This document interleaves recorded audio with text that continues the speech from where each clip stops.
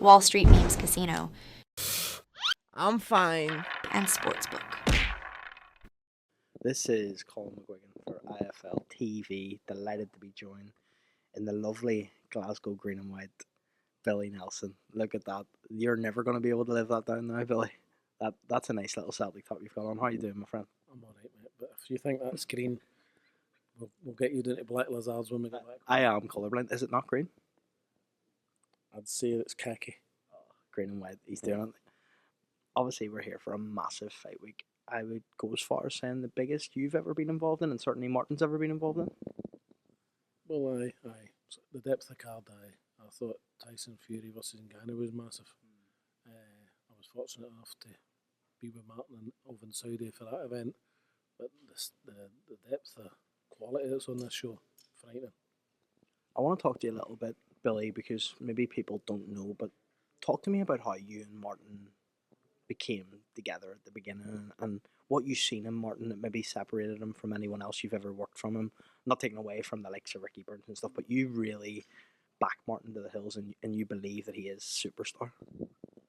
Well, we met about 7 years ago, 6.5 years ago. He came up to spar Stephen Simmons, and I had a boxing shop in my gym selling boxing equipment, obviously, and Martin never had much boxing equipment. He was over here. He just stayed over after his brother lost to Tony Bellew for the world title, and he came up to spar Simmons anyway. And after the first round, Simmons came back to the corner and says, "That guy's unbelievable." Because Big Simmons, he couldn't have hit him with a bag of rice. He really couldn't have. It was something else. Even though he was much bigger than Stephen Simmons, Simmons was a good fighter.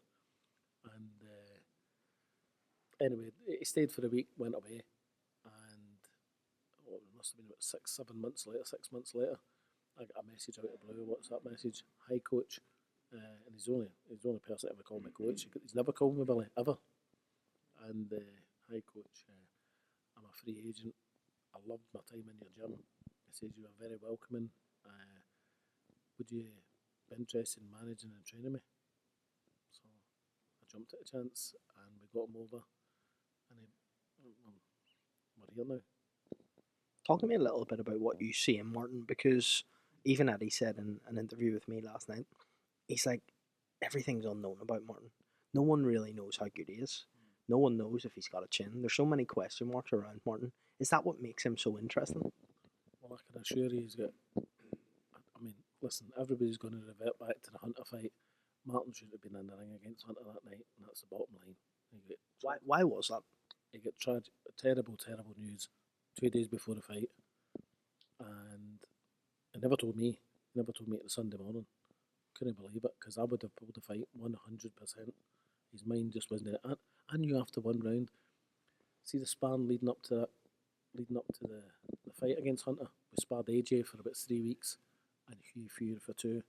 Now, if you think I'm lying, go and ask Peter Fury how good Martin was looking leading into it. Unbelievable. And I knew after the first round there was something far wrong, because it just wasn't him. And I'm not trying to take anything away from Michael Hunter at all, who's a fine fighter. And I hope one day we will get a chance to right the wrong. But what happened, and he's learnt a very valuable lesson that night. In terms of the ceiling for Martin Bakole, Eddie referenced in my interview yesterday that maybe Jared Anderson's looking beyond him. Maybe they don't realise how good Martin is. Do you believe that's the case? Do you think that maybe they looked at this fight and thought, "Oh, this will be an easy enough fight to kind of get his name out in the Riyadh season show"? To be perfectly honest with you, I don't really care how Jared Anderson feels about Martin Bakole. What I will say is, if the best Martin Bakole turns up on the night and the best Jared Anderson turns up, Martin will stop him. So you're planning, and that's kind of what you have went into this fight saying that Martin Bakole is going to stop Jared Anderson, Billy? Not at all. Martin Bakole will beat Jared Anderson. If he stops him, it's a bonus. But I believe he will. He will beat him. What does Martin do better than Jared, and what's maybe the weaknesses that you've seen in Jared's game? I'm not going to tell you the weaknesses that I've seen. That'd be crazy to do that. He's a fine fighter. He's a fine fighter. But people haven't seen the best of Martin Bakole yet. I mean, he never ran the whole camp the last fight against Takam, and look what he done to Takam. People say, "Oh, Takam was 40."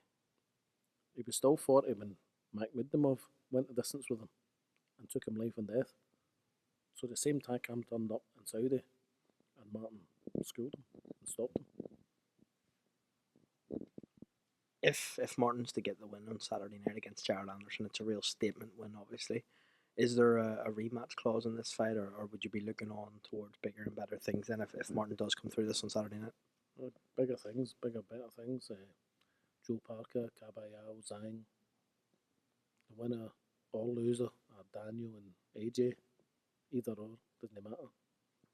Is Martin in that who needs me club though? Because He's a chairman. so how as his manager and his coach, how do you kind of navigate his career knowing that Martin is going to be avoided at all opportunities? Like you've just said it, he's the chairman of that club. Well, I've been very fortunate that Spencer Brown is a good friend, and he's been absolutely fantastic with us. He was him that got us a fight in Saudi Arabia and also got us this fight. So we've got a lot to thank him for.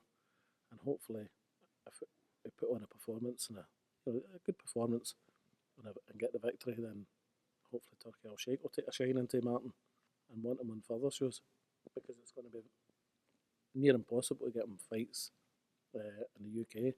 Joe Joyce, we were meant to fight Joe Joyce on Saturday. He pulled out 2 days before the press conference, as far as we're aware anyway. When you look at, you've just mentioned AJ and Dubois, two people that Martin has sparred with.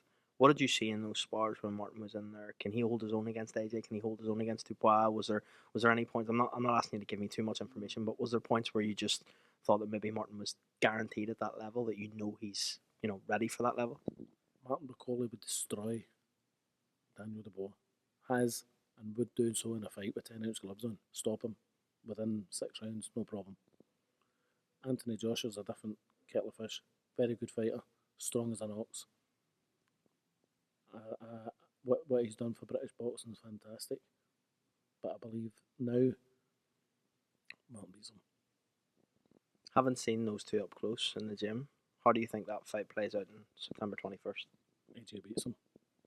He's a better fighter. Although, fair play to Daniel, he's improved a lot, but I think AJ beats him. In terms of yourself, Billy, I'll let you go in a second, but obviously you've got a great Irishman in Lewis Crocker, who, a lot of people are saying that potential fight with Paddy Donovan. I mean, even Kieran Malloy's name was thrown in the mix recently. Yep. Kieran Malloy. There's been a few. He's another Irish fighter. He's based out of Galway. Who is it that you want next for Lewis, and is there any fights out there that you believe that Lewis can get within the next 6 to 12 months? I know exactly what Lewis can and cannot get. It's inappropriate for me to say so, but there'd be nobody that Lewis would be scared to fight. Nobody whatsoever. He's at that level now. He's put himself at that level. So once you're number 4 in the world, you have to take you fight anybody, and every fight's going to be hard. Would Paddy Donovan agree to that fight next, do you believe? Because obviously it was spoke about quite a bit, and now it's kind of went all quiet. No, Paddy doesn't want to fight. Not now anyway. And it might be too late for him. If Lewis moves on and upwards, something could happen. That the fight might not happen. Is there any names at world level that you yourself want to see Lewis in with over the next 12 months? Well, there's a guy fighting here Wednesday night. A guy from Uzbekistan is number 1 in the WBA rankings. And Shakram Gaisov. And Lewis is number 4. So that could be a good fight, couldn't it? Well, Billy, before I let you go, just give us a prediction of Saturday night. How does this end? Martin Bakole against Jared Anderson. A victory for Martin Bakole. If he turns up on it, and there's no reason to think that he wouldn't. I mean, we've had one blip with Michael Hunter, and he's had 9 comprehensive wins since.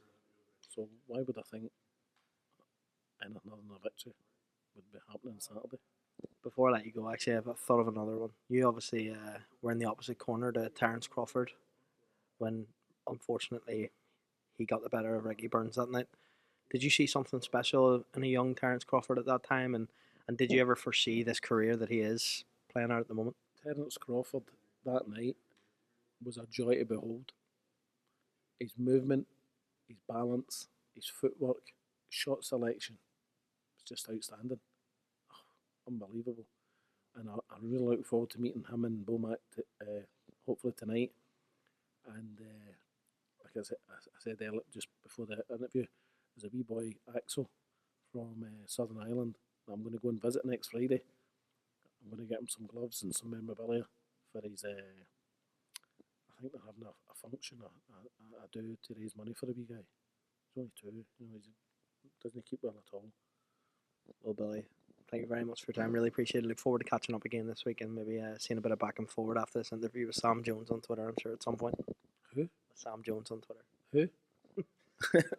Billy Nelson, always a pleasure. Thank you. Take care.